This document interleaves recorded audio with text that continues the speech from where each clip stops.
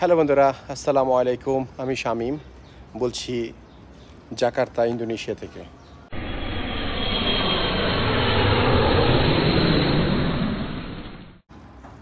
আসসালামু আলাইকুম সবাইকে। জাকার্তা, ইন্দোনেশিয়া থেকে স্বাগতম এবং শুভেচ্ছা। তো বন্ধুরা, এই সামনে যে বাড়িটা দেখতে পাচ্ছেন, এই বাড়িটি হলো একজন বাংলাদেশি, তার বাড়ি। সে এই যেখান দিয়ে রাস্তা, মেন রাস্তা থেকে ভিতরে আসলে যে এটি হলো জাকার্তা, ইন্দোনেশিয়ার মানে মেন সিটি থেকে একটু দূরে, মানে আধা ঘন্টার রাস্তা। এই বাড়িটি কিনেছে উনি মনে হয় 2-3 বছর আগে।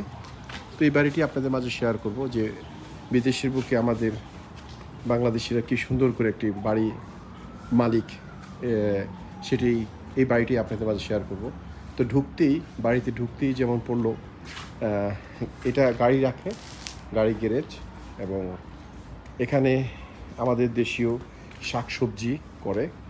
যেমন এখন পর্যন্ত বাড়ির অনেক কাজ বাকি, সে আমাকে বললো।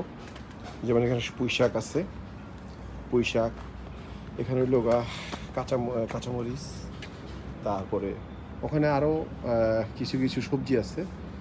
ওই যে যেমন মাটি, এটার এক ঋতুর দেশ, এই কারণে যে কিছুই লাগাক না কেন মোটামুটি তাড়াতাড়ি হয়।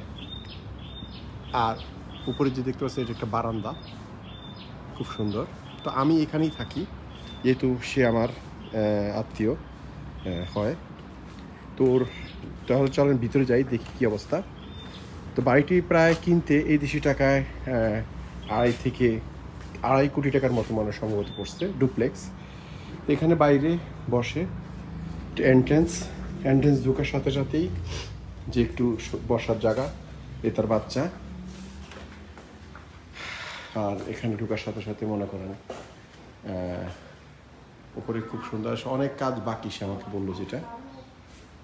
আর এই যে এখানে একটা রুম আছে, আর এখানে যা আছে সবাই কিন্তু ফ্লোরে ঘুমায়। আর এটা হলো কিচেন রুম, এবং এদিক দিয়ে গেলে এটা একটা টয়লেট, স্টোর রুম। আর এদিকেও তাদের গাড়ির ভিতরে রাখা যায়। আবার এখানে স্টোর রুমের মতোই মোটরসাইকেল রাখে, টুকিটাকি জিনিস রাখে। এদিকে নিচে একটা ওয়াশরুম আছে। আর এদিক দিয়ে সিঁড়িতে উঠলে উপরে 2-3টা রুম আছে, আর ছাদে উঠা যায় সম্ভবত। তো চলেন ভিতরে যাই। আর এদিক দিয়ে দেখেন যে উপরে ডুপ্লেক্স, উপরে বড় বড় 3টা রুম আছে।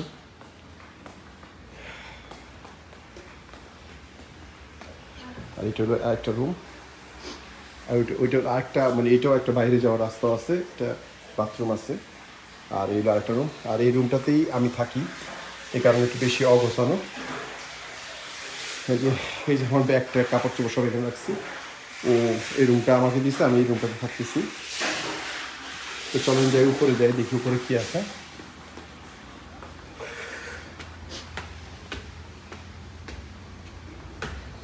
এই যে সে অন্ধকার,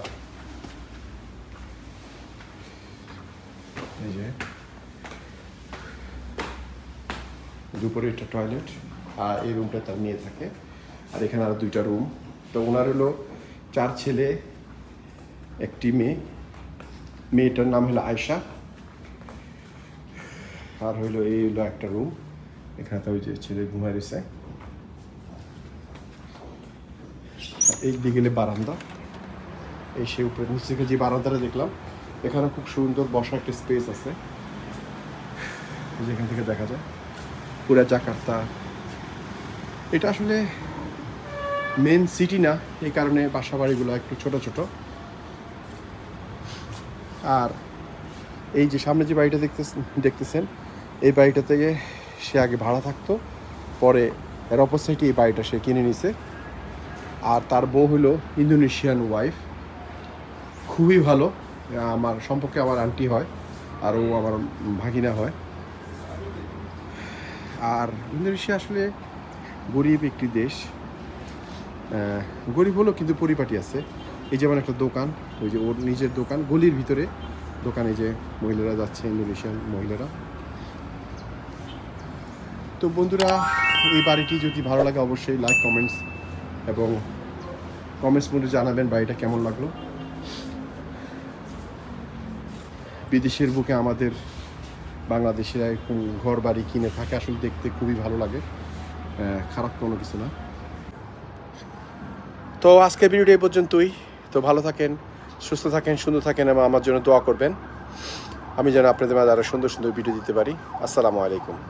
বুলগেরিয়া, আমি বর্তমানে আছি গ্রিসের। ওকে, ওয়েলকাম টু বুলগেরিয়া। হ্যালো।